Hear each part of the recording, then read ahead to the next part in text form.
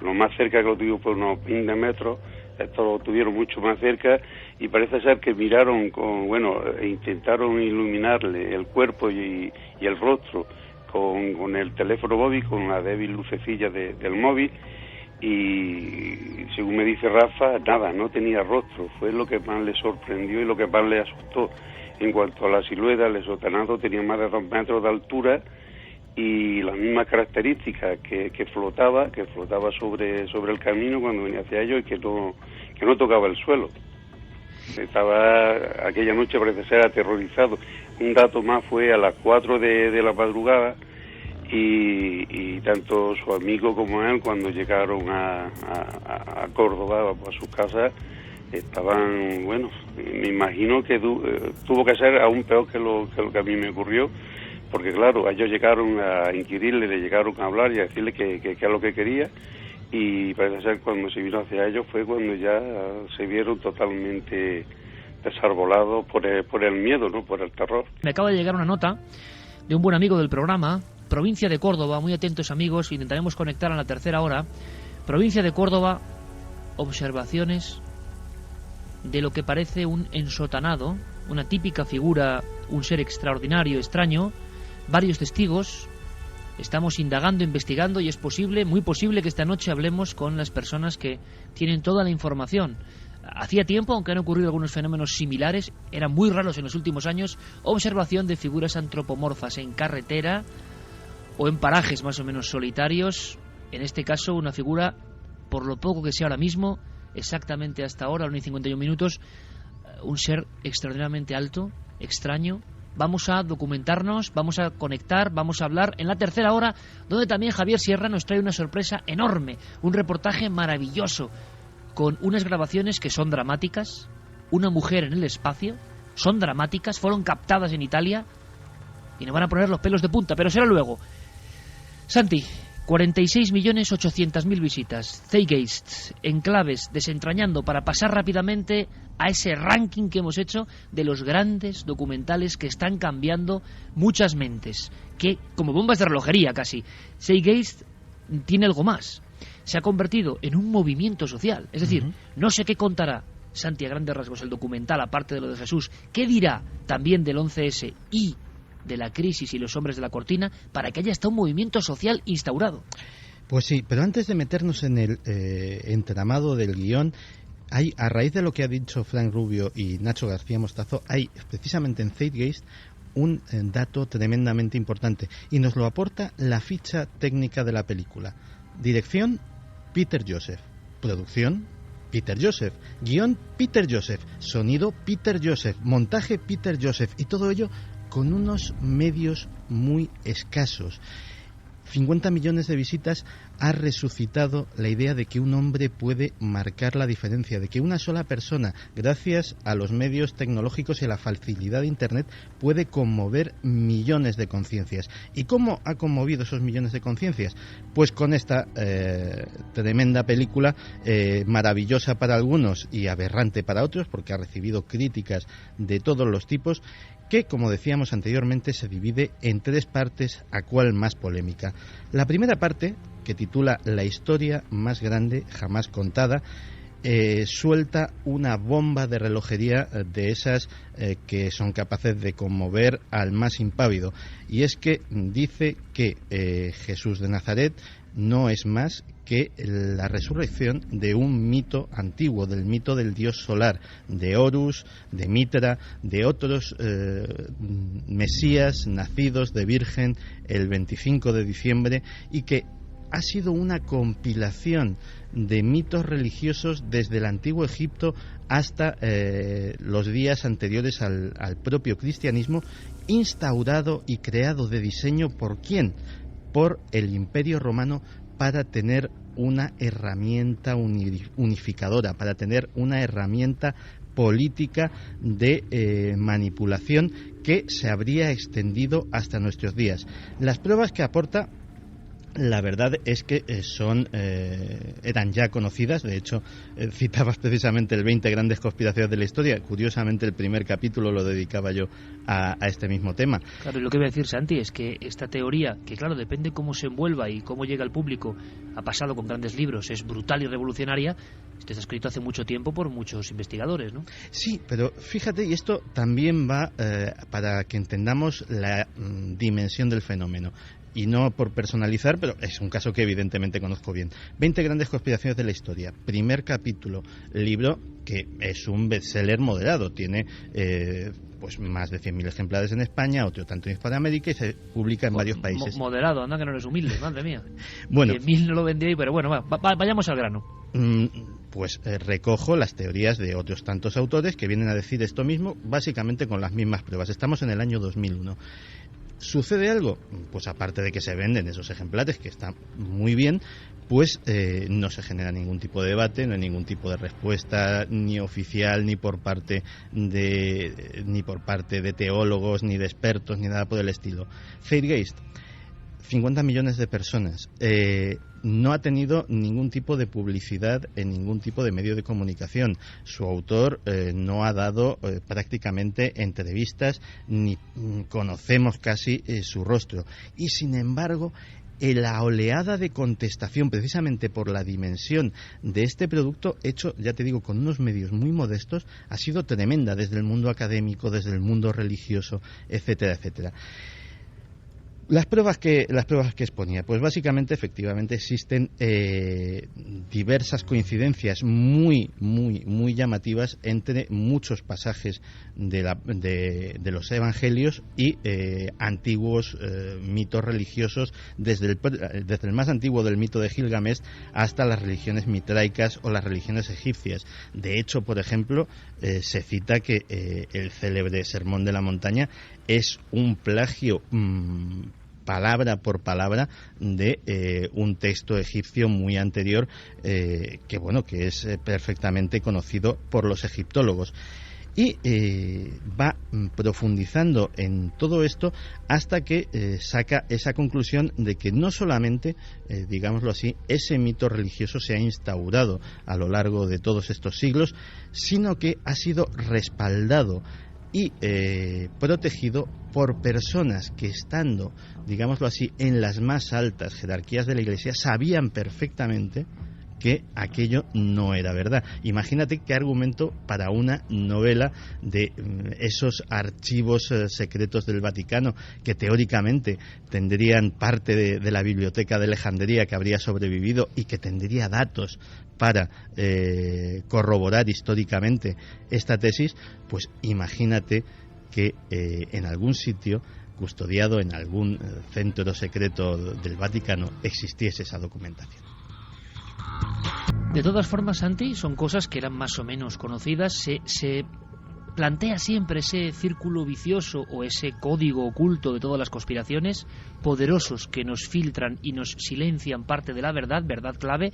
Pero yo no sé qué puede aportar Zeitgeist, por ejemplo, casi en titulares, Santi, para ir avanzando, en el 11S, cuando ya se han hecho documentales, libros, teorías hasta la más descabellada, vídeos donde aparecen demonios saliendo de las llamas, teorías de que fue un atentado autoinducido incluso por Estados Unidos. Ya que eso yo creo que ya es como rizar el rizo. ¿Qué puede aportar cuál es la conclusión de este documental? Pues realmente no aporta nada nuevo, como prácticamente no lo hace en ninguno de los temas, y eso es otro de los grandes misterios de este fenómeno. Es decir, nadie que llevase X años pues informándose con libros en la propia internet o de otras formas sobre los temas tratados se va a llevar ninguna sorpresa, pero la presentación, que es tremendamente emotiva, el ritmo, que tiene una cadencia casi apocalíptica, la narrativa, de alguna forma, es, a pesar de ser, digamos, entre comillas, y no me atrevería a llamarlo así, a un producto visto por 50 millones de personas, un producto amateur, es tremendamente eficaz. La conclusión que saca es la que has citado tú, y que es, digamos, la más extrema en la teoría de la conspiración al respecto del 11S. Y es decir, que los ataques, no solamente del 11S en Estados Unidos, sino incluso los del 7 de julio de 2005 en Londres, fueron en realidad autoperpetrados, si no por el gobierno estadounidense, sí por algún grupo con mucho poder dentro de las estructuras gubernamentales y que tendría como objeto pues conseguir provocar la intervención en Afganistán e Irak, incluso en Irán, y sobre todo aprobar la ley patriota para tener más sojuzgado al pueblo norteamericano, tenerlo más controlado con ese miedo al terrorismo internacional. Esa es la clave. Zeitgeist, un impacto tremendo y una cadencia. Ha dicho Santi dos cosas fundamentales. Leer, desde luego, los créditos de quién ha producido, editado de alguna forma ese documental, ya dice mucho. Una sola persona, una extraña persona de la que apenas sabemos nada. Pero es que, efectivamente, es muy amateur. Son explosiones, son misiles, es artillería, es una especie de ritmo hipnótico y de pronto nacimiento, evolución, células, virus e imágenes de las Torres Gemelas y una imagen muy impactante con la música de un hombre tirándose al vacío. ¿Por qué triunfa Zeitgeist como contenedor de ideas? Bueno, va a ser la entradilla de alguna forma natural, porque de los hombres que están detrás de la cortina, los hombres que para muchos manejan la crisis mundial, vamos a hablar, y hablan otros documentales, que iremos procesando. Y hemos podido además entrevistar a economistas de primer nivel, para ver si les parece aberrante, como decía Santiago Camacho, o les parece una verdad que solo de esta forma se puede difundir, solo de esta forma se puede escapar al poder. ¿O será demasiado ingenuo pensar que hasta en Internet podemos tener libertad? Hablamos de un concepto muy curioso, bajo falsa bandera, o bajo bandera falsa. Tan solo en castellano 457.000 visiones o visionados. Hablamos de guerras, la guerra está presente todavía en el siglo XXI, parece mentira, y la guerra parece un campo de operaciones de las puras conspiraciones. Escuchemos un fragmento de este documental revolucionario, sobre todo en ciertos países de Europa y Estados Unidos. Se dice una y otra vez que la verdad es la primera víctima de la guerra. El peligro sobre nuestro país aumenta.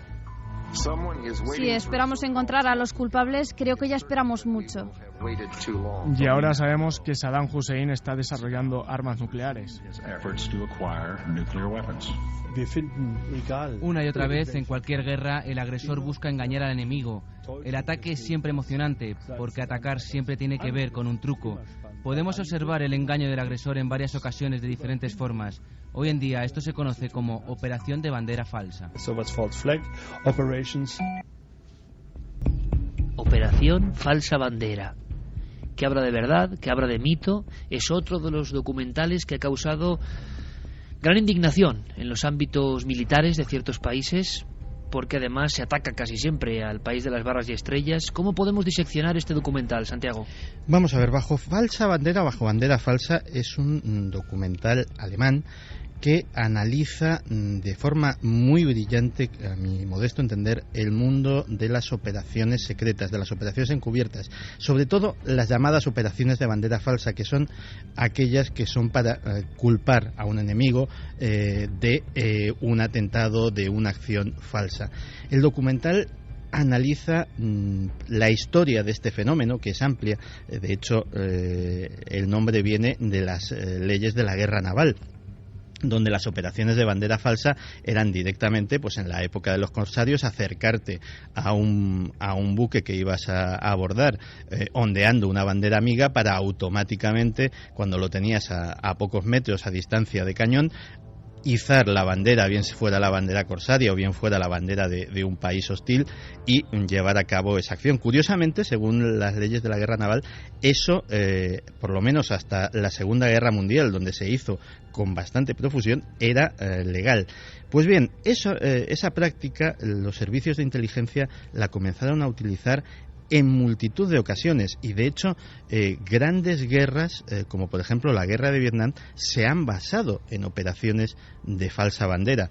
El incidente del Golfo de Tonkin, en el que dio lugar a la intervención norteamericana en Vietnam, que fue un destructor que había sido presuntamente atacado por un grupo de lanchas torpederas vietnamitas, provocando un tremendo escándalo en Estados Unidos, pues, y esto ya no es teoría de las conspiraciones, esto es historia pura y dura, y como tal ha sido reconocido y figura. El destructor en cuestión estaba a centenares de millas del lugar de los hechos y desde luego jamás fue atacado, fue todo un invento. Los propios alemanes en la época del Tercer Reich utilizaron un falso incidente fronterizo con Polonia para invadir ese país, o incluso se dice que el incendio del Reichstag, que llevó a Hitler a la Cancillería y que fue atribuido a los comunistas, pues también fue una operación de falsa bandera. Al final, el documental, lógicamente, todo este conocimiento histórico del fenómeno lo termina aplicando y lo termina achacando a los ataques del 11 de septiembre de 2001, y bueno, pues deja que cada uno saque sus propias conclusiones. Queda clarísimo, Santi, por lo tanto, que el 11S marca, lo sabíamos ya, no solo la mente del siglo XXI, no solo da bautismo de fuego a este siglo XXI, sino que también genera una nueva forma de conspirar, genera una nueva forma de pensar al margen de lo establecido.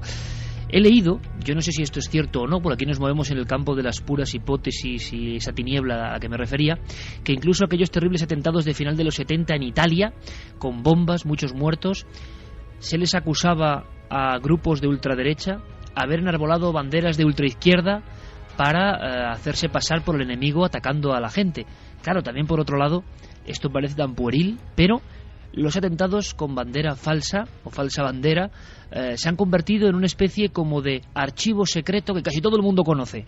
Le hemos preguntado a Enrique de Vicente, otro experto en las lides de la conspiración, sobre por qué de estas operaciones, por qué calan tan fuerte en el gran público y por qué muchos, quizá él, siguen creyendo en ellas. Y normalmente se habla de falsa bandera cuando un gobierno o grupo de cualquier tipo de poder económico, servicio secreto o sociedad secreta provoca un ataque para echarle la culpa a un enemigo que no ha tenido nada que ver con él mismo. Lo que consiguen pues es toda una serie de finalidades, o bien demonizar a alguien, o bien iniciar una guerra, o bien crear leyes que les convengan y que el pueblo no habría aceptado por ningún medio. Incluso hay muchos conspiranoicos que aseguran que el doble atentado de Oslo en junio del 2011, que se atribuyó a un individuo, Breivik, al que se presentaba curiosamente como masón y templario, hay evidencias más que suficientes de que resultaba nada creíble que él hubiera podido llevar a cabo todo eso que hizo, es decir, poner bombas y cruzar luego la isla, llevar a cabo esa masacre sin una intervención, o más que nada una falta de intervención provocada por los servicios de inteligencia. Curiosamente, la bomba en Oslo estalló 26 minutos después de que acabase un ejercicio antiterrorista. ¡Qué casualidad! La misma casualidad que el atentado de Londres, el famoso atentado atribuido a Al-Qaeda, que también estaba en esa misma línea, es decir, había ejercicios antiterroristas.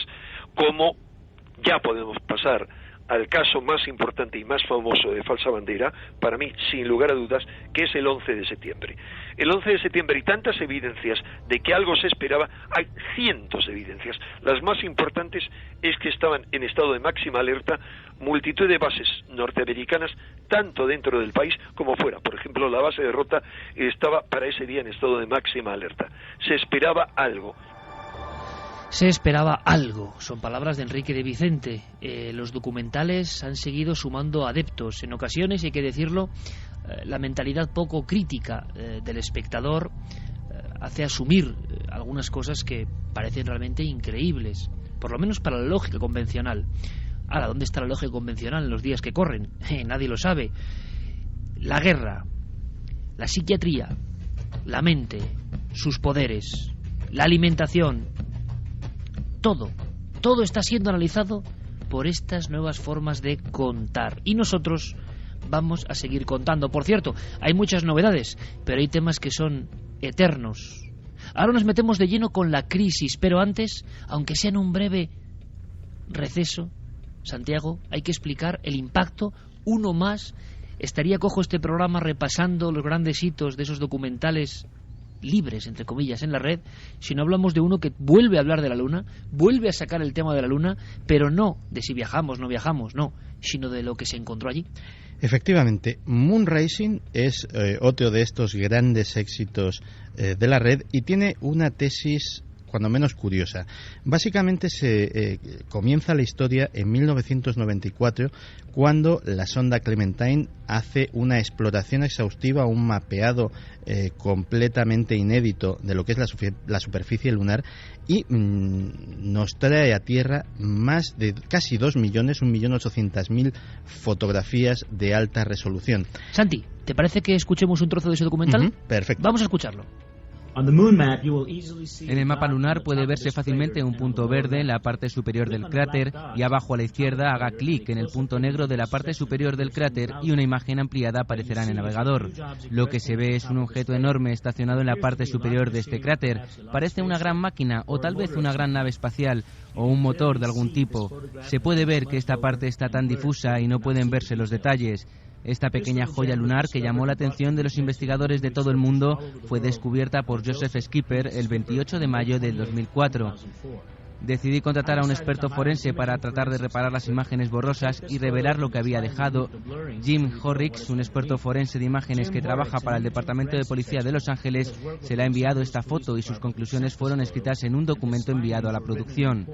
En primer lugar, las mediciones revelan sorprendentemente que el objeto es 10 veces más grande que Los Ángeles, 10 veces su tamaño.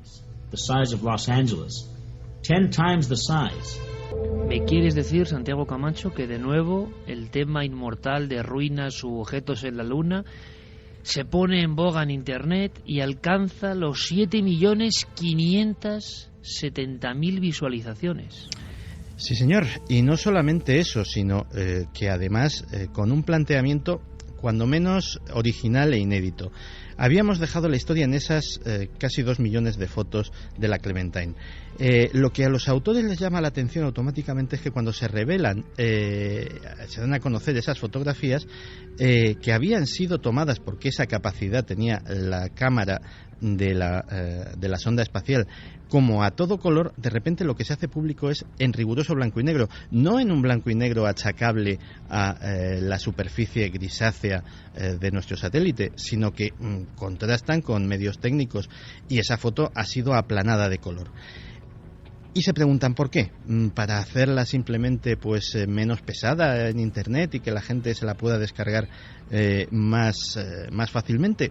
Desarrollan su propio sistema de devolver el color a esas fotografías. Utilizan unos algoritmos que les dan bastante resultado con fotografías aéreas tomadas en la Tierra, las regresan a su coloración natural mediante ese proceso, ven que va bien y deciden aplicarlo a esas fotografías lunares. Y de repente empiezan a descubrir una serie de anomalías que precisamente ese blanco y negro les había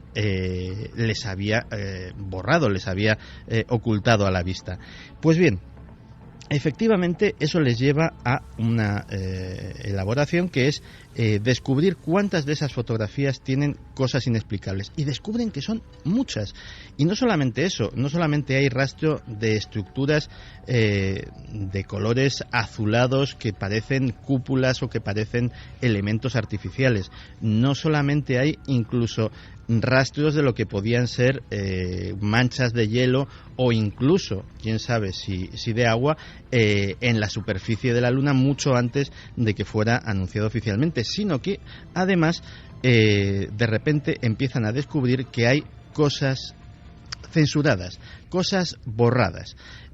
Además, ni siquiera borradas de una forma, digámoslo así, profesional, sino que hay borrones que claramente delatan que detrás de ellos había un objeto que no casaba muy bien con el fondo, que no casaba muy bien con lo que debería haber en ese lugar, y que comparadas además con otras fotografías tomadas por otras misiones, se trata de objetos que deben de ser móviles, puesto que en las otras fotografías perfectamente nítidas no se ven. Pues bien, con todos esos datos de elaboración propia, más lo que durante décadas se ha ido elaborando sobre extrañas estructuras que podían haber estado en la Luna, sobre el secreto que han guardado los astronautas durante todo este tiempo, y incluso sobre fenómenos de los que ya hemos hablado aquí alguna vez, como los fenómenos transientes lunares, esas luces inexplicables, a día de hoy inexplicables por la propia ciencia, que son observadas periódicamente desde todos los observatorios del planeta y de cuya existencia no cabe la menor duda. Pues con todo eso elaboran un documental cuya tesis final es que efectivamente la gran ocultación del programa Apolo no fue, como muchos conspiranoicos piensan, que no se fuera a la Luna y que todo fuera un gran montaje, sino que el gran montaje era para ocultar lo que se encontraron los astronautas en la superficie de nuestro satélite. Eternas historias que se revitalizan de alguna forma en la red de redes. Por cierto, que esta semana nos llega la noticia de unas extrañas fotos sobre Venus, unos científicos soviéticos que montan un gran escándalo y han sido incluso burlados, ¿no? Se han reído de ellos en algunos medios y otros científicos han iniciado una especie de batalla. ¿Qué ha pasado? Bueno, Santi, si es posible, de alguna forma en Investigación Express nos va a contar algunos datos, pero en la tercera hora, sobre estas fotografías de Venus bien curiosas que nos demuestran que las anomalías fotográficas espaciales ayer y hoy siguen al cabo de la calle. Nuestra fascinación cuando nos llega una postal del espacio exterior. Pero 7.570.000 personas han visto, y yo no sé cuántas habrán creído, lo de las estructuras de la Luna. Lo que está muy claro, y lo que es importante, es que la información ya no pasa por caminos que antes eran obligatorios. La información underground, podemos decir, o fuera de las leyes más comerciales y más controladas, antes llegaba a eso, a cenáculos muy estrictos, muy pequeños, muy precisos. Ahora, pocas películas, incluso de Hollywood, a nivel mundial, pueden competir con algunos de los números que estamos hablando, por ejemplo, en nuestro país. Y esto es un paisaje nuevo. Tan nuevo como para hablar, claro, de la crisis. ¿De qué vamos a hablar, no? La crisis, que para algunos es un movimiento absolutamente natural de los propios mercados, y para otros, para muchos, y mandamos un abrazo muy grande porque sabemos que hay mucha audiencia, como es normal, que está pasándolo francamente mal. Ojalá nosotros podamos ser por lo menos un entretenimiento, simplemente eso, un entretenimiento, unas horas de evasión o de reflexión ante un panorama muy crudo. Los últimos datos en nuestro país son para temblar, sinceramente. La crisis está en todas partes y ahora golpeando más que nunca. Sobre la crisis empiezan a hacer especulaciones de conspiración casi desde el inicio, desde la gestación. Tenemos, antes de escuchar un trozo del siguiente documental llamado La Corporación, tenemos unas declaraciones que nos ha hecho esta misma noche uno de los grandes economistas de este país, político también, José Miguel Carmona, que habla sin tapujos. Yo me quedo hasta sorprendido, le escuchamos. Bueno, la codicia es una diosa que lo que hace es contaminar las mentes humanas, y los economistas somos aquellos que no sabemos a veces explicar por qué se producen las situaciones como la última crisis que hemos vivido, fruto evidentemente de la codicia. Yo siempre digo lo mismo, ¿por qué lo llaman crisis si en realidad es una estafa? Por lo tanto, estamos hablando de una inmensa estafa en los años 90, o al final de los 80, años 90 y 2000, y desde luego, pues por supuesto, estamos hablando de un enorme timo a la humanidad que nos ha llevado evidentemente a este desastre económico que es el que estamos viviendo en estos momentos.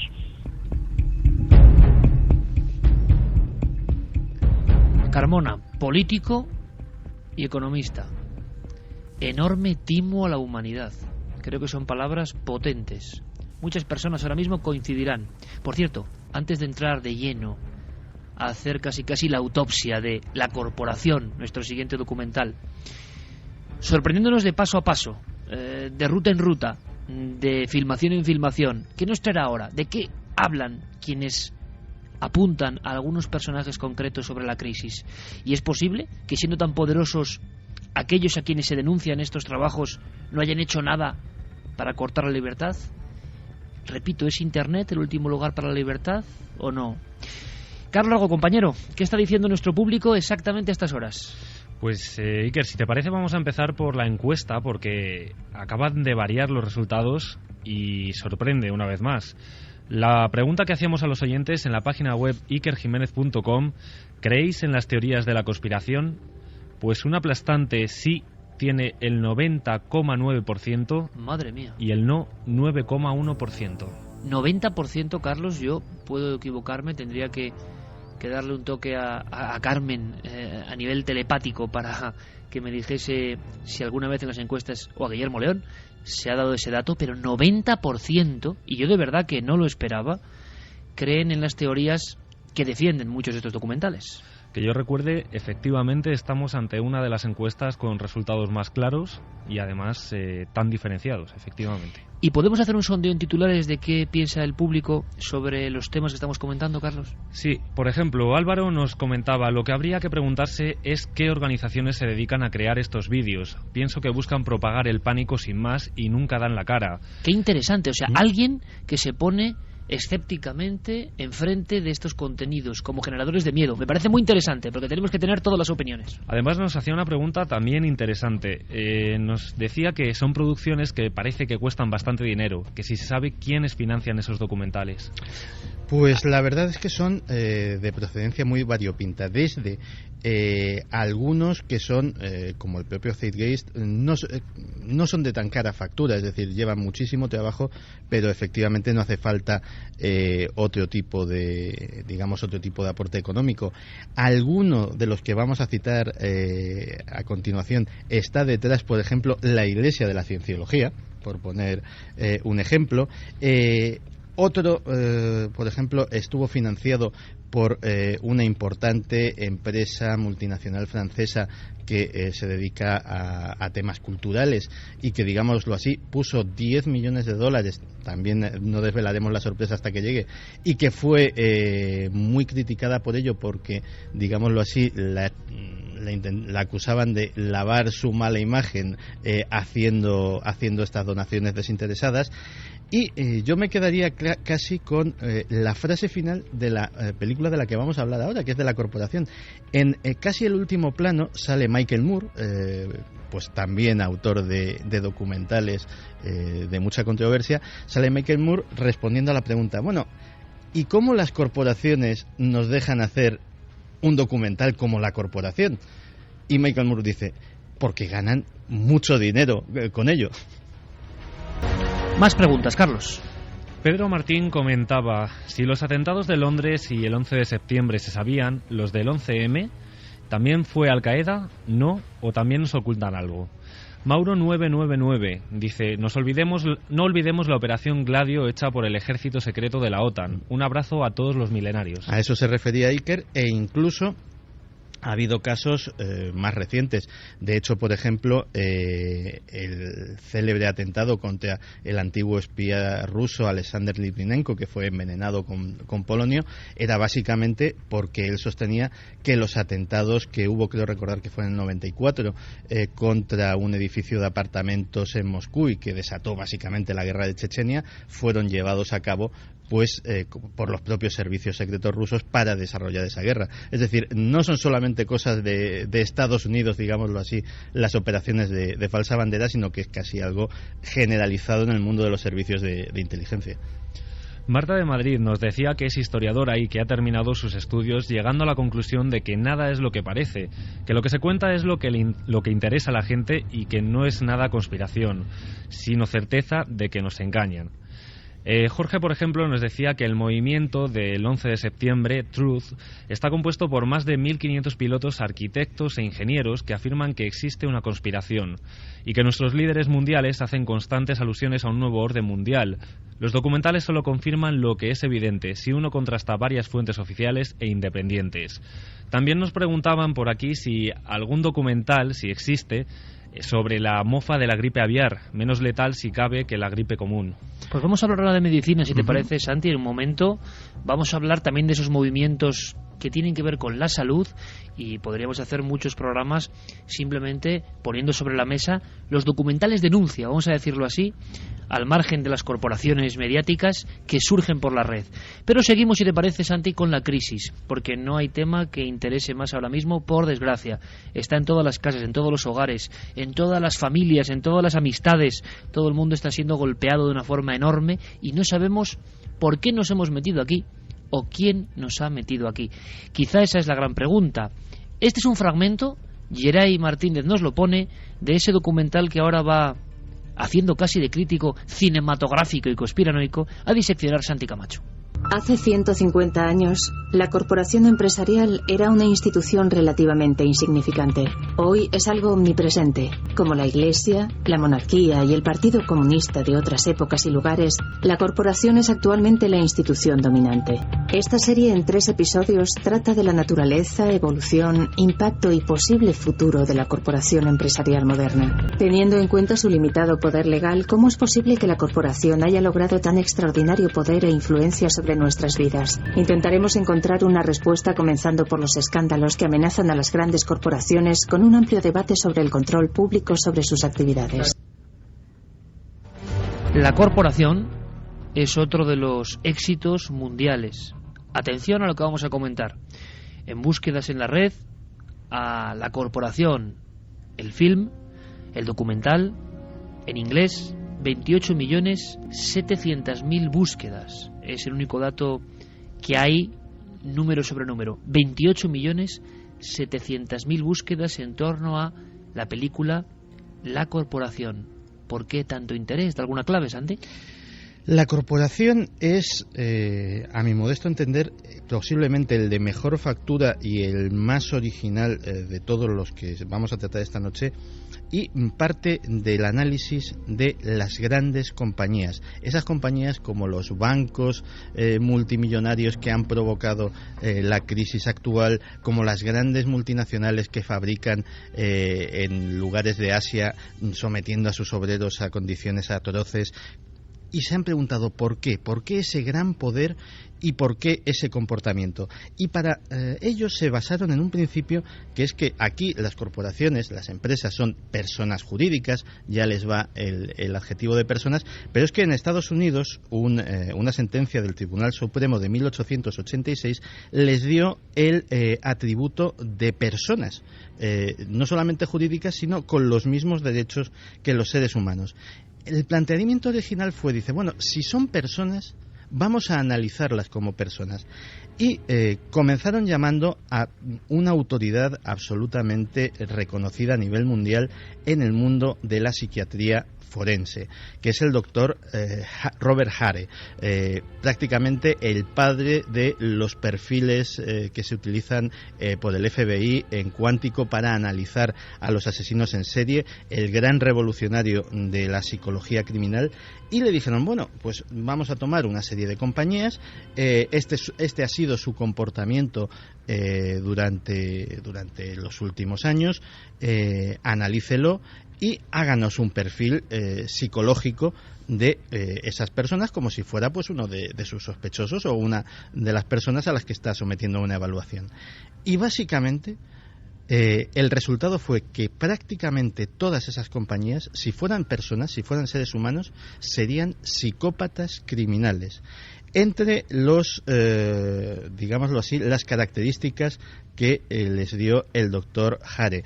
Despiadada desconsideración por los sentimientos de los demás, incapacidad para mantener relaciones prolongadas, despreocupación imprudente por la seguridad de los otros, falsedad, mentir y engañar repetidamente para lucrarse, incapacidad de sentir culpa, incapacidad de acatar las normas sociales y los límites legales. Es decir, partiendo de esa base y de ese planteamiento se hace una historia de lo que es el concepto de corporación y lo que han ido haciendo estos grandes conglomerados a lo largo de la historia, que realmente da miedo. Y se repasan muchísimos casos que son algunos muy poco conocidos, como por ejemplo, muy poca gente sabe que en 1933 en los mismísimos Estados Unidos se destapó un complot para cometer un golpe de Estado, un complot que estaba muy avanzado y que implicaba a muchas de las grandes familias empresariales empresariales norteamericanas, esos nombres rimbombantes que a todos nos suenan, y que querían derrocar a Franklin Roosevelt, que consideraban pues una especie de izquierdista peligroso, y imponer un gobierno muy parecido a los fascismos que había en aquel momento en Europa.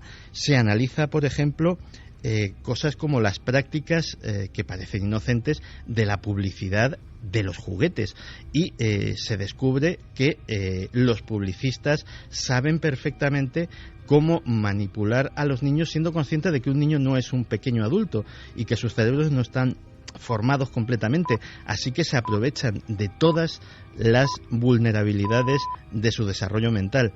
O incluso otro caso, que también hubo un gran libro al respecto, pero que no había tenido mucha difusión, que es el papel de una gran empresa norteamericana, IBM, en el holocausto nazi, de cómo informatizaron, catalogaron y dieron medios a través de las antiguas tarjetas perforadas para que el asesinato sistemático de millones de personas se pudiera llevar a cabo.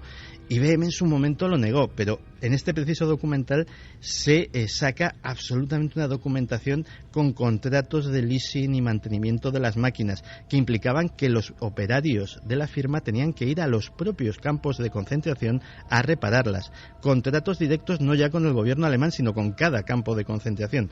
Es decir, cosas absolutamente tremendas.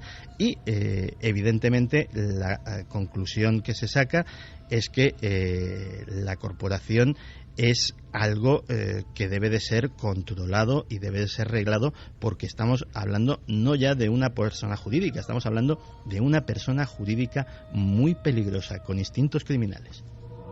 Y hay quien considera estas corporaciones, dedicadas a las finanzas en concreto, las generadoras de la gran crisis mundial. Yo quiero volver a escuchar, es otra declaración que nos ha hecho el doctor en Ciencias Económicas Carmona, y importante político de este país, que no se corta un pelo al hablar de este gran timo para la humanidad.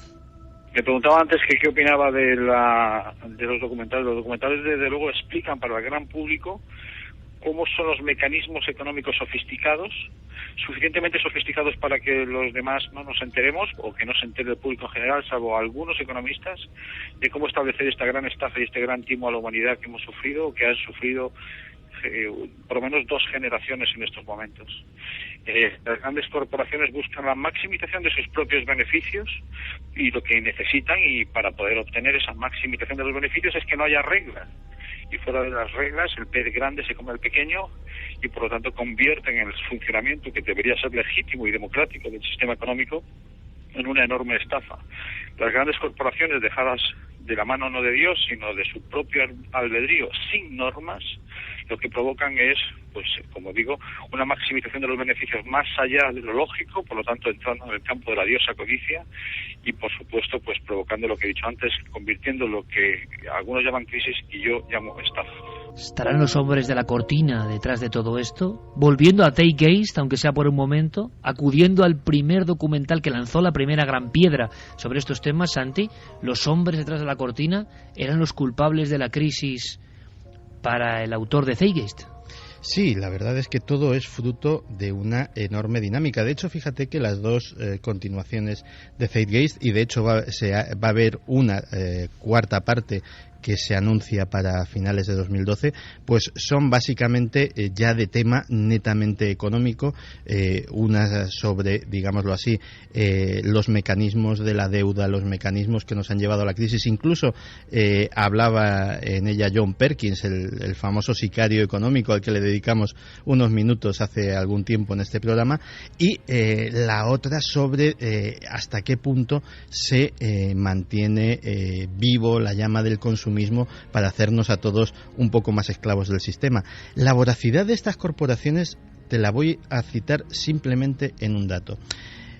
Hace apenas unos años, la fidelidad de un accionista a la hora de mantener sus acciones en bolsa venía a ser de media de unos 3-4 años. Es decir, un señor compraba unas acciones, las tenía en su cartera de valores 3-4 años y le daban unos rendimientos y las vendía. Las empresas lógicamente lo sabían e intentaban pues que esos dividendos fueran mayores. En la actualidad, la vida media de una acción en la cartera de un accionista es de 3 meses, lo cual quiere decir que los accionistas esperan sacar rendimiento en acciones tan cortas como a esos 3 meses, lo cual lleva a una carrera de beneficios sin límite. Es más, incluso dentro del campo de los economistas empresariales se está viendo que esa dinámica de dar rendimientos a tan corto plazo incluso puede ser a costa de la supervivencia de la propia empresa, lo cual nos lleva casi a esas míticos bandadas de tiburones sedientos de sangre que terminaban atacándose y comiéndose los unos a los otros. Hablando de comer, Santi, vamos a entrar de inmediato, en apenas unos minutos, quizá en el área más sensible, porque nos toca de lleno a todos. Bueno, la crisis también, claro. Me estarán diciendo ahora mismo los oyentes a quién no le toca la crisis. Tú hiciste una tripleta, si no me equivoco, de secciones sobre conspiración alimentaria, y de verdad que fue algo tremendo, innovador, rompedor. Hay muchos documentales que han ahondado en ese ámbito. Vamos a conocerlos ahora, pero antes me gustaría que me dijeses qué significa un término. Vamos a escuchar algo que tiene que ver con una doctrina, la doctrina del shock. Yo solo puedo decir una cosa: 10.100.000 personas parece que ya se han alineado con la doctrina del shock. Pero ¿qué sorpresa es esta? ¿Qué significa este término que yo no entiendo? ¿Doctrina del shock? Escuchamos. Un estado de shock no es solo lo que nos sucede cuando algo malo nos pasa, es lo que nos pasa cuando perdemos nuestra narrativa, cuando perdemos nuestra historia, cuando nos desorientamos. Lo que nos mantiene orientados, alertas y sin shock es nuestra historia. Así que un periodo de crisis como el que estamos ahora es un muy buen momento para pensar en la historia, para pensar en la continuidad, en las raíces. Es un buen momento para colocarnos en la larga historia de la lucha humana. Una especie de meeting, una especie de energía, una mujer que tiene unas ideas propias. Parece que hay alguien muy importante dentro de estas dinámicas, detrás de la doctrina del shock. Es el inicio, pero ¿a dónde llegan? ¿Por qué es tan importante? ¿Por qué 10 millones de personas creen que este documental tiene la verdad, Santiago? 10 millones de personas y casi el mismo número de lectores del libro en el que está basado este documental, libro homónimo, La doctrina del shock. El documental se basa en una obra de Naomi Klein, que es un personaje realmente importante dentro del pensamiento menos ortodoxo, sobre todo dentro del tema económico actual. Estaría alineada en la misma línea de Noam Chomsky y otros pensadores que buscan alternativas al neoliberalismo. Pues bien, ese libro bestseller y ese documental que ha sido visto por tanta gente tiene una tesis, y es que la doctrina económica imperante se basa en qué, en aprovechar las desgracias, explicado de una forma lo más llana posible: guerras, tsunamis, terremotos, huracanes, atentados. ¿Para qué? Para hacer tabla rasa sobre el lugar en el que ha ocurrido y transformarlo económicamente a imagen y semejanza de la idea que tienen estas grandes corporaciones o estos organismos internacionales para su propio beneficio. Pone muchísimos ejemplos. Por ejemplo, el tsunami de 2004. Caramba, dices, ¿qué puede traer de bueno una tragedia como aquella? Pues bien, el tsunami de 2004, que básicamente aplanó las costas de buena parte del Océano Índico, pues trajo como consecuencia que automáticamente tras esa tragedia cayeron sobre esa zona de desgracia importantes empresas turísticas, empresas hoteleras, que aprovecharon que ya no quedaba absolutamente nada para comprar y construir a precio absolutamente de saldo, aprovechando una mano de obra completamente desesperada por la miseria, y crear enormes y lujosísimos complejos hoteleros que a día de hoy están a pleno rendimiento.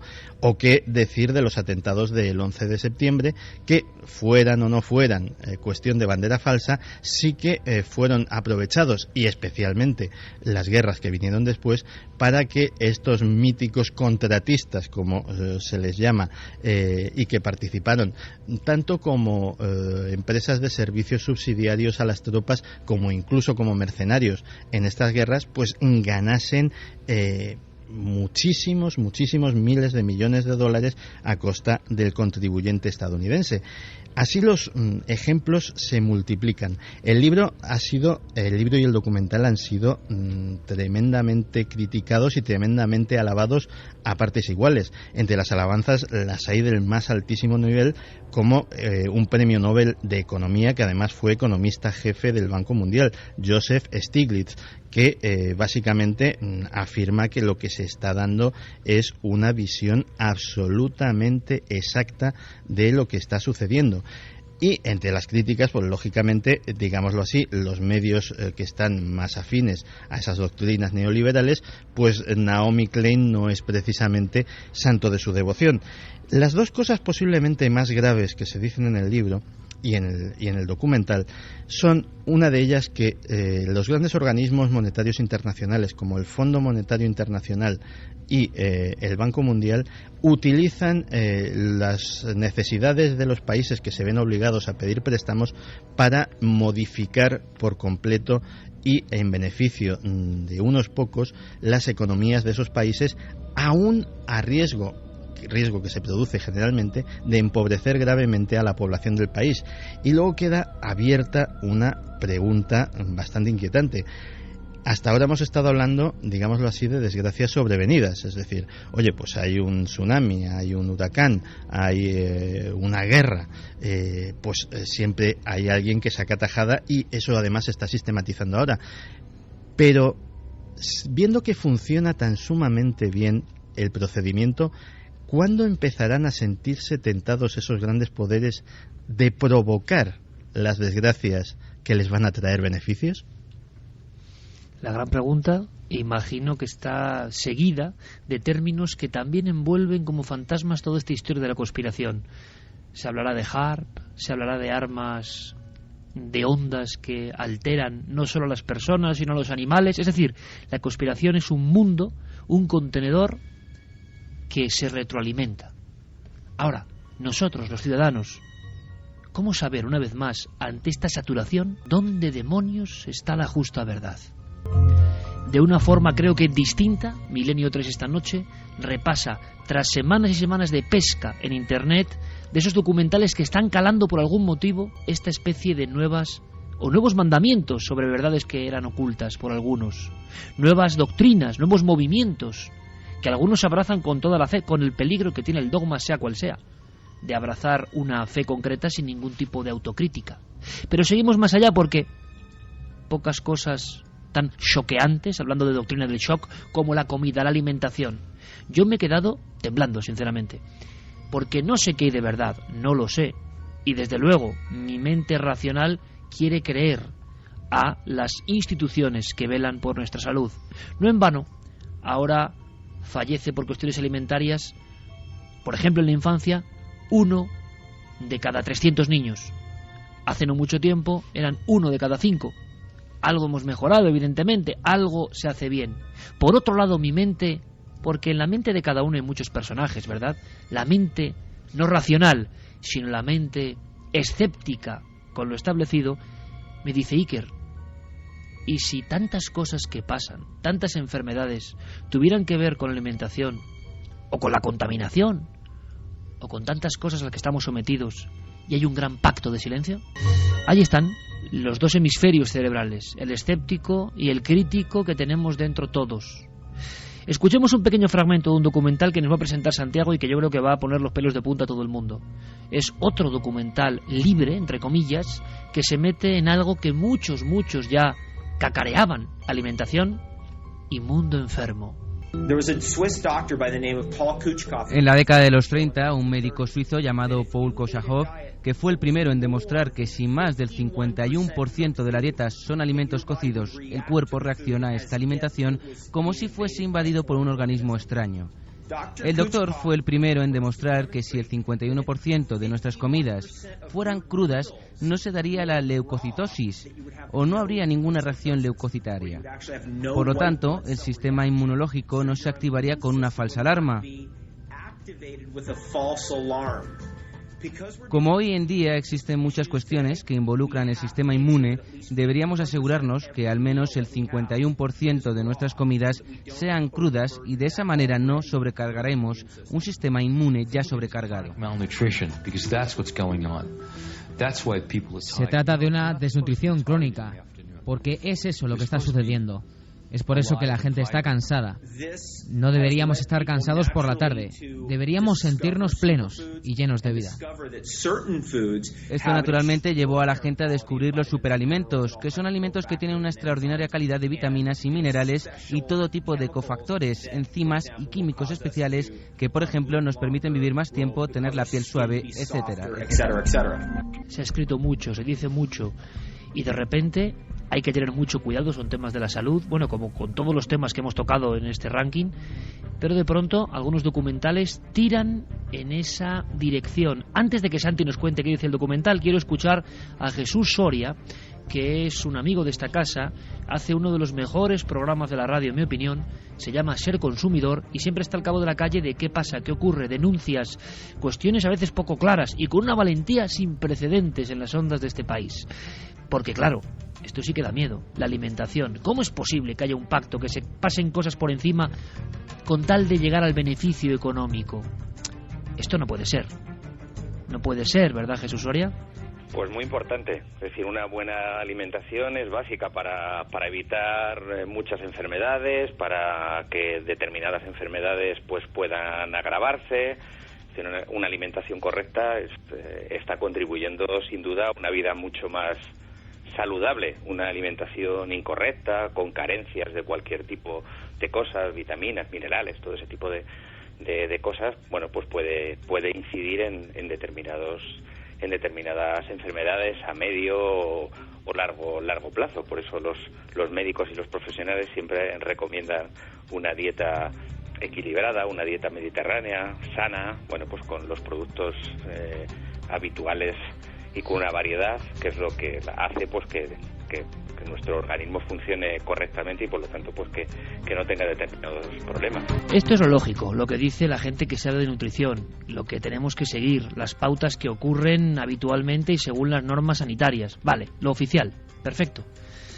Ahora, ¿qué dice este documental, Santi? Pues este documental, también muy reciente, de 2004, dice básicamente lo mismo que nuestro amigo Soria, pero arropándolo de datos.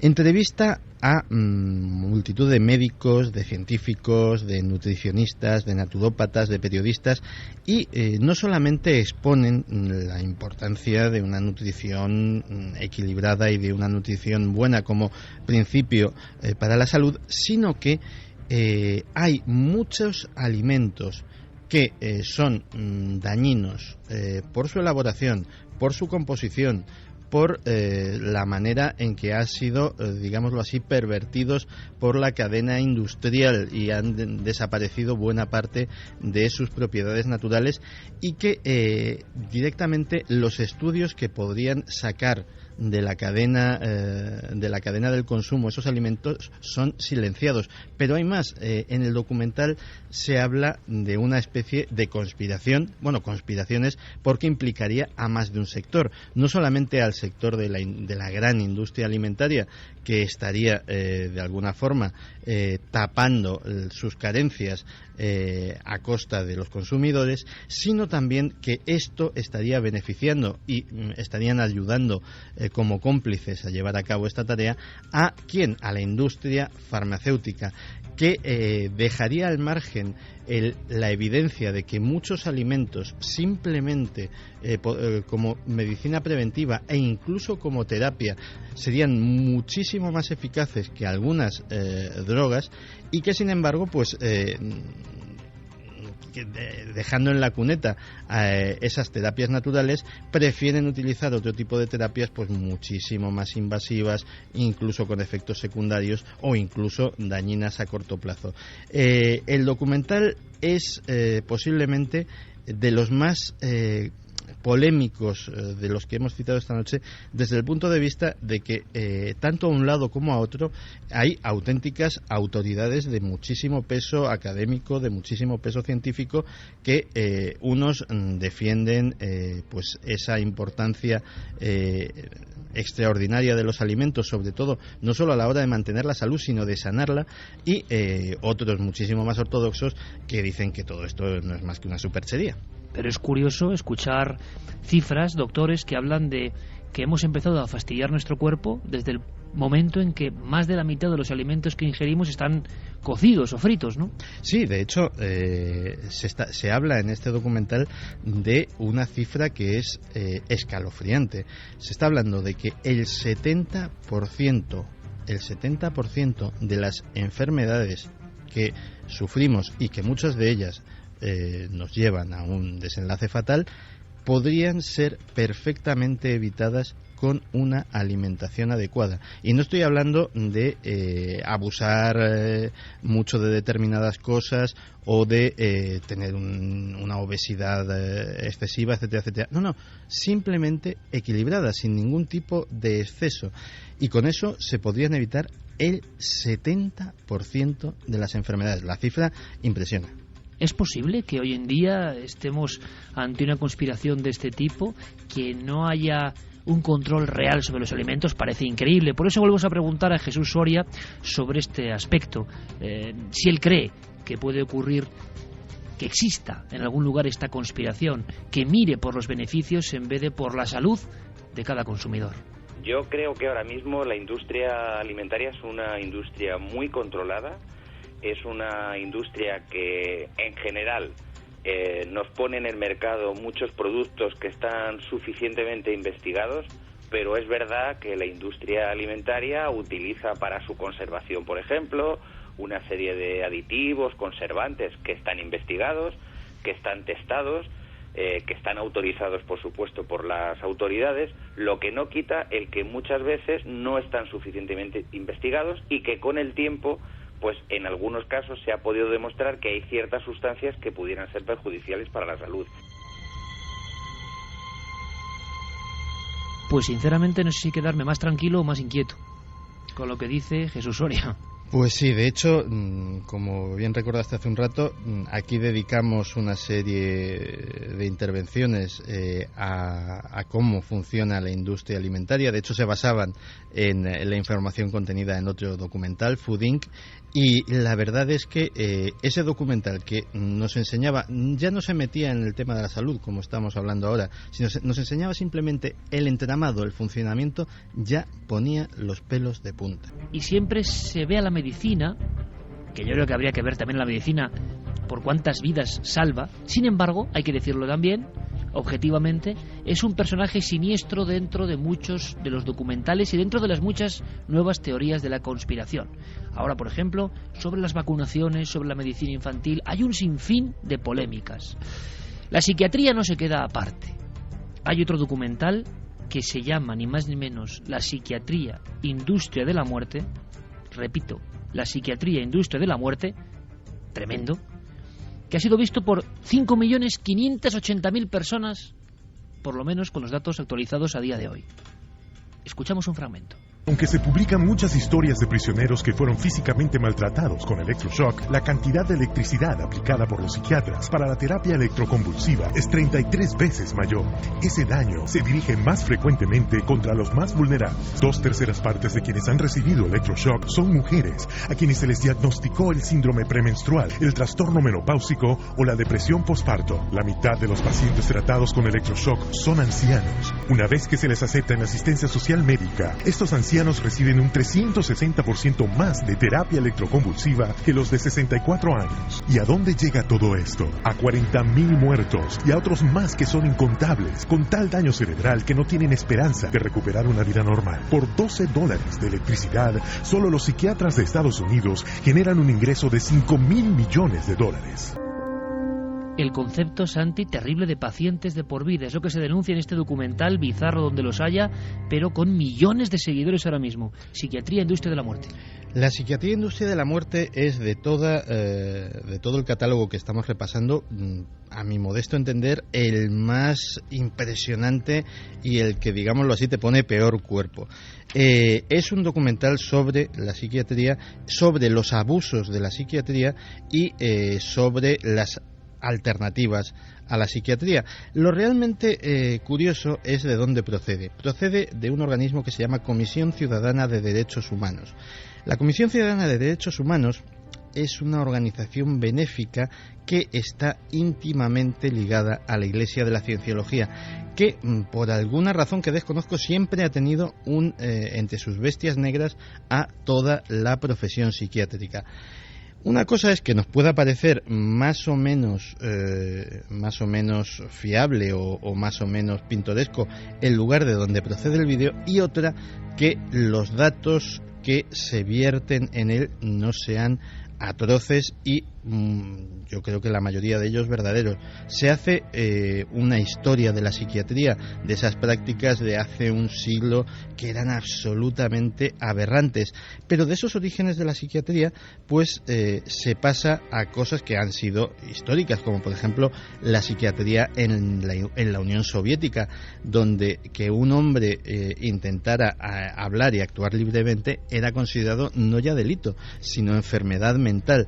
Y en psiquiátricos estatales quedaron encerrados en condiciones de castigo continuo, con electroshocks, con lobotomizaciones, etcétera, etcétera, miles de personas.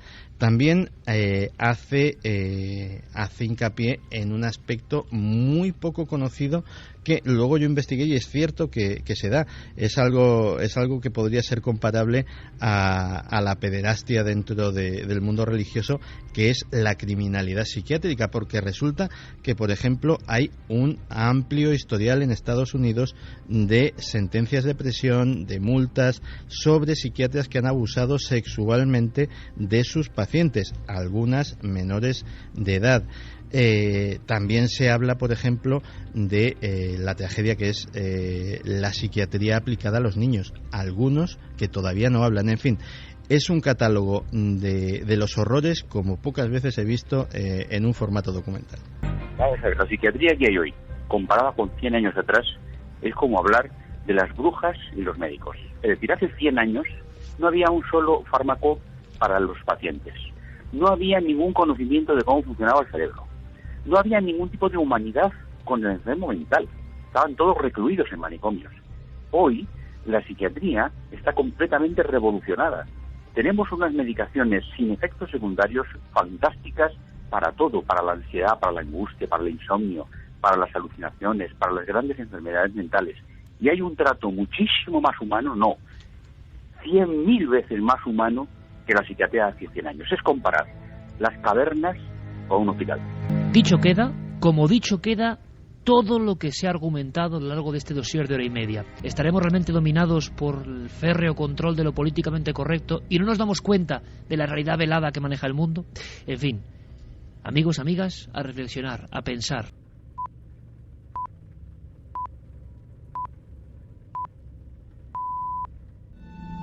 Hacía mucho tiempo que no se dejaban ver.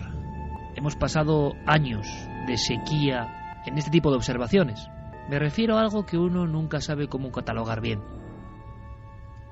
Desde niño, cuando uno ha empezado a leer los libros que hablan de los misterios que rodean el mundo, se les ha relacionado con luminarias, objetos celestes, objetos volantes.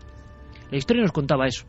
Observación en el cielo, primera fase, observación tocando el suelo, a poca proximidad del terreno, incluso dejando marcas, segunda fase. Y luego, esa tercera fase que dio Spielberg como término mundial de alguna forma con el cine, la presencia de seres. Pero en muchas ocasiones, y los amigos y amigas de Milenio 3 lo saben mejor que nadie, estos seres aparecen sin nada, aparecen como sombras errantes, aparecen con formas que parecen más propias del mundo de lo trascendente o del mundo de los difuntos que de astronautas de espacio exterior, desde luego. Lo que no cabe duda es que su presencia inquieta, su presencia transforma, su presencia abre áreas de la realidad completamente desconocidas, y hay quien dice que son precisamente aberturas como mirillas que nos permiten, aunque sea por unos segundos, ver lo que está detrás.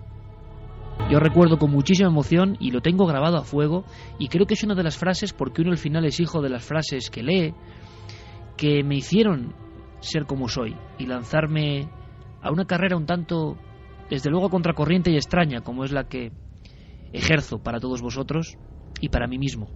Era el final de un libro que se llama La punta del iceberg, y que terminaba con las andanzas del periodista navarro JJ Benítez en busca de una serie de casos precisamente protagonizados por los supuestos tripulantes. Para él, tripulantes. En las últimas notas del libro, en esa página que yo tengo grabada a fuego en el corazón, sobre todo, más que en la mente, decía algo así como que le había llegado una noticia, un rumor. En la pedanía cacereña de Vegas de Coria, un gigante extraordinario, ensotanado, una figura oscura, había provocado el pánico y había sido vista por varias personas. Y él acababa el libro diciendo exactamente qué me deparaba el destino en Vegas de Coria. Años después tuve la oportunidad de sentir muchas veces eso, la sensación de llegar a un sitio donde ha ocurrido lo extraordinario. Uno de esos casos de ensotanados que a mí me impresionó especialmente, tanto por la facultad de doble testimonio, como por, sin duda, la categoría personal y profesional del protagonista principal, es la de Alejandro López Andrada, que es un reputado, reconocido escritor y poeta, que de pronto, junto a su propia hija, se encontró en la provincia de Córdoba, cerca de su localidad natal, en pleno camino, con una figura que iba hacia ellos, una figura que tenía todas esas características de el ensotanado, como si fuese un arquetipo, como si algo se presentase ante nosotros por algo que desconocemos. Pero quienes lo viven, quienes lo ven, no tienen la menor duda. Veréis, la última ocasión que he tenido para estar delante de un testigo de este tipo ocurrió en un monte sombrío, en un monte frío, en un monte mágico, el monte Abantos. Hay unos muchachos, uno de ellos grande como una torre, vestido con prendas militares, sin temor a casi nada, parecía un niño aterrorizado, y habían pasado unos cuantos días. Aseguraba que en mitad del camino le había surgido una especie de figura, también doble testimonio, y que de forma errante se lanzaba por los barrancos.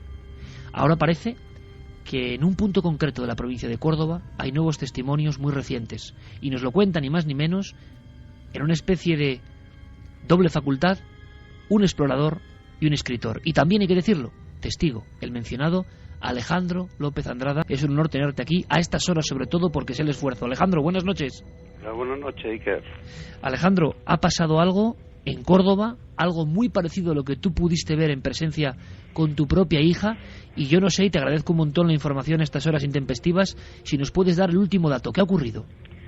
Bueno, pues tuve noticia de ello hace aproximadamente un mes, esta fiesta navideña. Casualmente supe de que un par de jóvenes cordobeses, muy cerquita de Córdoba, cerca de la localidad de El Higuerón, una pedanía de Córdoba, vieron la misma figura ensotanada, gigantesca, que habíamos visto mi hija Rocío y yo hace unos años. ¿Y te dieron más detalles? ¿Eran diferentes testigos? ¿Fue en un lugar próximo a donde tú lo viste? ¿Y hasta qué punto pudieron verlo? ¿Con qué calidad o con qué nitidez? Bueno, pues te estoy hablando esta misma noche porque indagué y hablé con uno de los dos chicos, con Rafa, y me dijo que lo tuvieron prácticamente a unos 8 o 10 pasos de ellos, aún más cerca de lo que yo lo tuve. Parece ser que fue algo de tanto impacto que este chico y su compañero y su amigo aún siguen marcados y no lo han olvidado. Fue algo impactante y terrible. No sé, la situación debió ser muy difícil porque ellos venían hacia su casa en el coche, parece ser que pincharon, se apartaron de la carretera y afuera de la carretera de un caminillo surgió esta figura que los chicos vieron que venía hacia ellos. No tuvieron prácticamente tiempo de reaccionar porque poco más de un minuto se presentó delante de ellos Rafa, uno de los protagonistas, dice que venía flotando Cuando se dio cuenta lo tenía delante y creo que fue su amigo el que le habló, bueno, le preguntó, le inquirió que quién era, qué quería.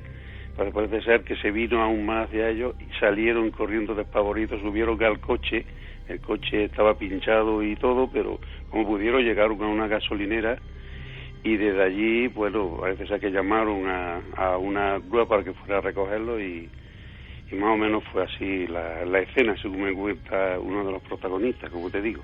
Una figura que flotaba de gran estatura y que prácticamente parece un retrato robot a lo que tú pudiste ver junto a tu hija Rocío hace ya algún tiempo, y con el mismo comportamiento de alguna forma. ¿Llegan a ver rostro? ¿Llegan a ver algo más definido que lo que tú y tu hija pudisteis comprobar?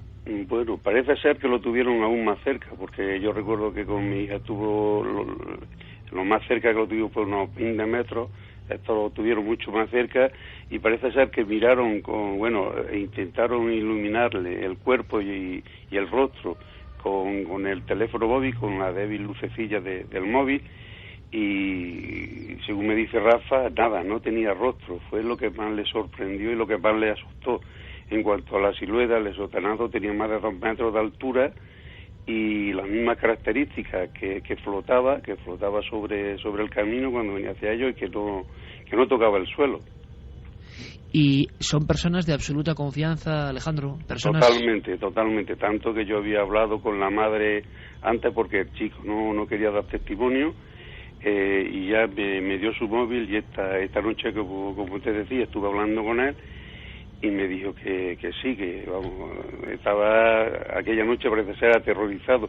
Un dato más fue a las 4 de la madrugada y tanto su amigo como él, cuando llegaron a Córdoba, a sus casas, estaban, bueno, me imagino que tuvo que ser aún peor que lo que a mí me ocurrió, porque claro, ellos llegaron a inquirirle, le llegaron a hablar y a decirle que es lo que quería, y parece ser cuando se vino hacia ellos fue cuando ya se vieron totalmente desarbolados por el miedo, ¿no?, por el terror. No tienen la menor duda, y seguiremos indagando y ojalá podamos incluso hablar con ellos, Alejandro, no tienen la menor duda de que han visto algo absolutamente real, que no tiene nada que ver con una alucinación, que estuvo muy cerca y que iba hacia ellos, que es una actitud también que no es muy propia de estos casos. En un puñado de casos sí, parece que una luz o lo que sea atrae a estas figuras de forma humana y que iba por ellos. Ellos, por lo tanto, están muy impactados. Y un detalle que también es importante, Alejandro, en un entorno más o menos parecido a donde tú te encontraste con la figura. Bueno, parece ser que sí, era cerca cerca de una carretera y en plena oscuridad, y la hora también, las 4 de la madrugada, y vamos, las características de este ser, de este ensotanado, era idéntica a la mía, vamos, a las que observamos mi hija Rocío y yo. Y también te quería comentar, Iker, que hay otro caso, en este, el protagonista, el testigo, no quiere dar más referencias ni su nombre. Puedo decirte que es un señor de Villanueva de Córdoba que viajaba con su mujer y con su hija en el coche, y ahí sí que ocurrió muy cerca de donde lo vimos mi hija y yo. Fue junto a la localidad de Alcaracejo, prácticamente unos 3 kilómetros de donde lo vimos. Coincide también que fue por la noche, por la madrugada, y aquí también le surgió justamente a la orilla de la carretera, en el arcén, lo cual ya es sospechoso, ¿no?, que ocurriese un hecho de la misma característica muy cerca de mi pueblo de Villanueva del Duque. Y miedo, no solo en la experiencia, en todos estos testigos, Alejandro, te lo estás encontrando, miedo comprensible porque tú lo conoces bien, tú llegaste a ver eso, sino que hay la sensación de que da miedo también contarlo, ¿no? De que hay que ir casi con tenazas para que alguien pueda describir algo que han vivido como una absoluta realidad. Te lo preguntaba antes, no como una alucinación, sino como algo casi que se podía tocar, ¿no? No, en el caso de este señor iban su mujer, su hija, lo vieron los tres, y puedo contar como anécdota que ellos iban hacia Córdoba, y a partir de ese momento ellos no pasan nunca por esta localidad, sino que dan la vuelta y se van por la carretera de Cardeña y Montoro, así se van por el sentido contrario, lo cual dice del susto y de la impresión tan grande que se llevó esta familia, ¿no?, el padre, la madre y la hija. Alejandro, en lo que tú has podido sondear, la investigación queda abierta desde el mismo instante, es una cuestión que está ocurriendo prácticamente ahora. ¿Cómo interpretan el hecho los diferentes testigos? ¿Qué creen que han visto? Uno de los chicos, Rafa, está seguro que era un ser de otro mundo, algo que, no sé, algo que no tiene nada que ver con esta realidad, y como él cree y dice, es un ser de otra dimensión. Lo que él especifica es el traje, es decir, la capa negra, la gran capucha que lleva esa silueta negra, y el hecho de no tener rostro. Y bueno, la interpretación que es un alma de otro mundo, y en este caso, el de los chicos, se ve que quería decirle algo, venía hacia ellos para pedirle o decirle algo. Y eso es lo que este chaval recuerda con más terror, ¿no?, y con más miedo. Da la sensación, Alejandro, porque recordamos muy rápidamente, tú pudiste observar durante unos segundos eternos junto a tu hija en un cruce de carretera la aparición de esta especie de torre ensotanada de forma humana que se va aproximando. Hay casos idénticos como el de Saucedilla en Cáceres, y la misma sensación tienes ahora al reinterpretarlo preguntando a estos otros testigos, como si esa figura, yo no sé si esto le quita el temor o no, pero como si esta figura de aspecto imponente se acercase en la noche para pedir algo, para interactuar por alguna cosa. Bueno, el de los chicos, de hecho, se vino hacia ellos y venía eso, a pedirle algo, a decirle algo. El caso de la familia de Villanueva de Córdoba parece ser que no, que es que surgió de la misma orilla de la carretera. Este señor dice que se levantó y si en un segundo se colocó ante ellos, lo cual no está tan claro, porque el hombre, como en mi caso, iba en el coche y claro, obviamente siguió en dirección Córdoba y no se paró. Lo de los chicos es mucho más claro, porque este chaval, Rafa, me dice a mí que estuvo más, no sé, 2-3 minutos delante de la silueta, lo vieron avanzar hacia ellos, y le dio tiempo de verlo, de mirarle y de alumbrarle con la luz del móvil. Y bueno, y parece ser que sí, que venía en busca de ellos. Ahí sí fue en busca de la luz, como tú bien decías. Alejandro, ¿no hay constancia de que pudieran fotografiarlo, filmarlo? Parece ser que no, que no le dio tiempo de nada. Fue a alumbrar y al ver que no tenía rostro, salieron como alma que del diablo, subieron al coche, como digo.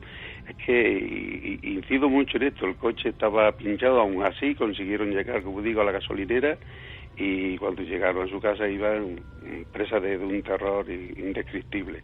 Según me comentó la madre también, con la que yo estuve hablando. Un coche pinchado en mitad de una carretera, dos amigos lo están arreglando y de pronto observan que por el arcén viene una figura que flota. Yo creo que es una de las experiencias más terroríficas que nadie puede imaginar. Hay que seguir indagando, mismo retrato robot, zona más o menos delimitada. Alejandro, te agradezco muchísimo la información, ojalá saquemos más cosas en claro, pero desde luego tenemos testimonios de personas normales y corrientes que cuentan algo que es difícil de contar, porque ¿quién lo va a creer? Claro, los que lo han vivido como tú sabéis que es una realidad que de vez en cuando se manifiesta. Sí, no, quería decirte solamente, Iker, que el chico incluso está dispuesto a hablar. Este chico parece ser que ha superado ese miedo tanto a decir algo que los demás no pueden creer, como al miedo de superar esa experiencia. Y te puedo decir que el testimonio es absolutamente real y totalmente creíble. Pues gracias, Alejandro, porque es un peldaño más, es una muestra de valentía más, y yo cada vez valoro de forma muy especial, como es tu caso, a las personas que os atrevéis a dar el paso, a decir, pasan estas cosas, las hemos vivido, algo quieren decirnos. Alejandro López Andrada, amigo, mucho éxito, mucha suerte y un abrazo enorme. Gracias, un abrazo, Iker.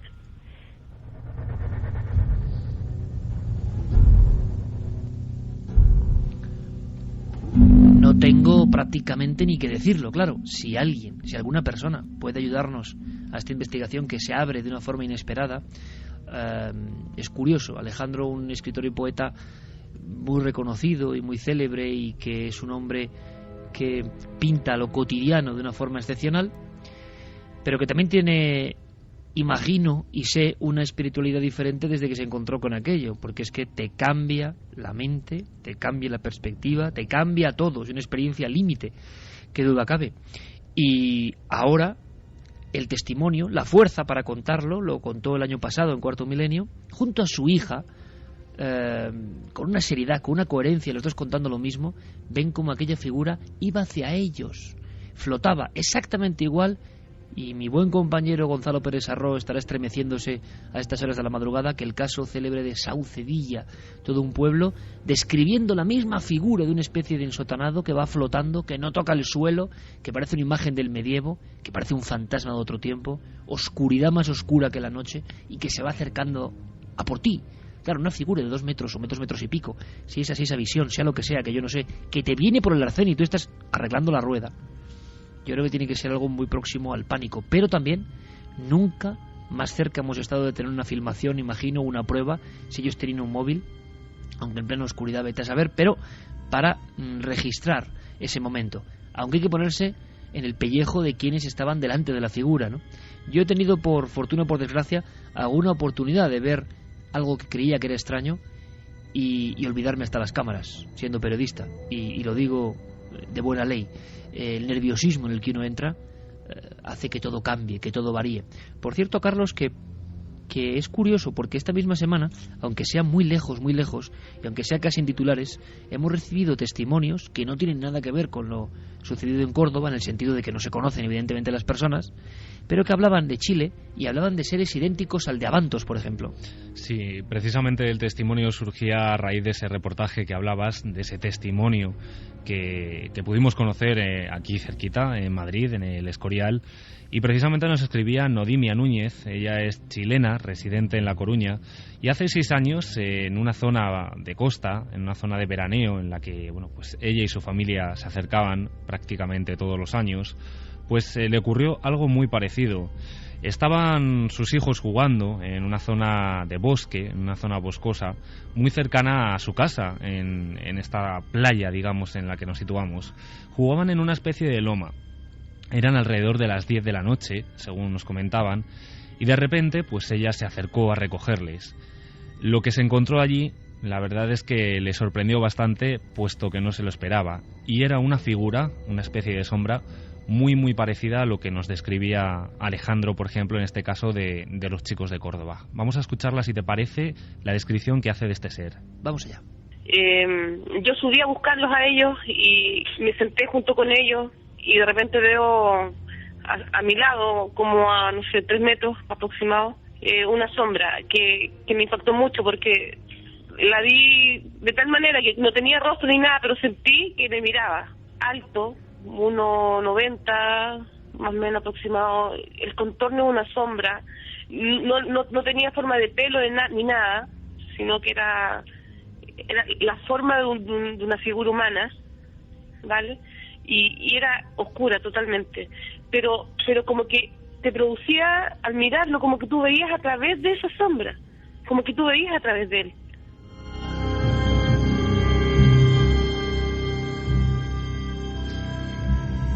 Lo cierto, Iker, es que Nodimia nos describía ese temor que tenía ante este ser que le miraba.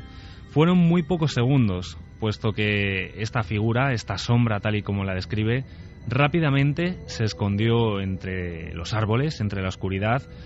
Y bueno, a Nodimia lo que sí se le quedó fue una sensación de que sus niños, en este caso, y el resto de chicos que jugaban con ellos, corrieron mucho peligro. Claro, se escabulle, se mimetiza con la oscuridad. Pero fue como en cosa de segundo.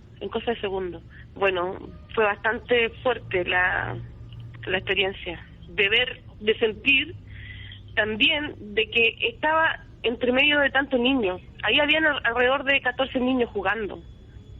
Uno de los chicos había comentado que había sentido un ruido entre medio de las ramas.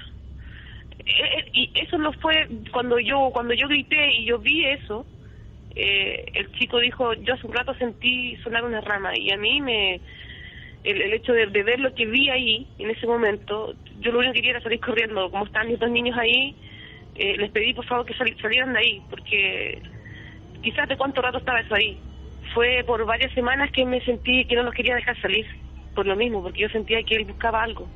Yo sentí en ese momento que él venía por uno de los niños. Como es lógico, Carlos, esta mujer teme por la concentración de niños que hay ahí, y da una perspectiva como muy gráfica, ¿no?, del miedo que sienten algunos testigos, en este caso por otros infantes que andan por ahí revoloteando. Y esa historia del sonido de ramas partiéndose, yo lo he escuchado en varias ocasiones, en casos muy célebres como de Talavera la Real, soldados que antes de que aparezca algo muy parecido a esto de alguna forma, más definido, pero también como flotando, y escuchan, recuerdo perfectamente la expresión que me puso la sangre helada de: escuchamos instantes antes de que apareciese algo imposible oficialmente, como si alguien avanzase con un hacha cortando las ramas, que es exactamente lo mismo, que es también bien curioso, que llegan a escuchar los testigos del monte Abantos, ¿no? Alguien que bajaba por entre el ramaje, como si fuera una criatura que no pertenece a este mundo, quién sabe, y que se muestra por algo.